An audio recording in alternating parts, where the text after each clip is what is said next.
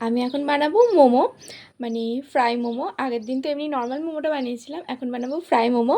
তো চলো এখন যাওয়া যাক দিদাবাড়ি। এখন তোমাদের মনে প্রশ্ন হতে পারে যে ওপরটা মানে আমার নাইট স্যুটটা ওপরটা এক কালার নিচেটা এক কালার কেন?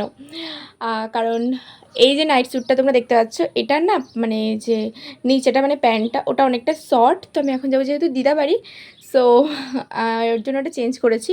তো চলো যাওয়া যাক। আর মোমোগুলো কেমন বানাচ্ছি তোমাদেরকে তো সেটা দেখাবো, আর কীভাবে বানাচ্ছি সেটাও কিন্তু দেখাবো অবশ্যই। তো চলো যাওয়া যাক।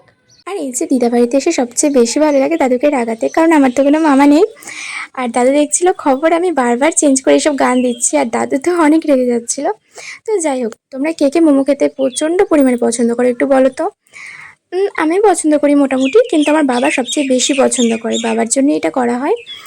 তো এই যে মা আর আমি মিলে এই মোমোগুলো রেডি করেছি। এখন মোমোগুলো মা এখন ফ্রাই করবে, এই যে ফ্রাই করছে মা। মোমোর যে পুরটা যে মোমোর মধ্যে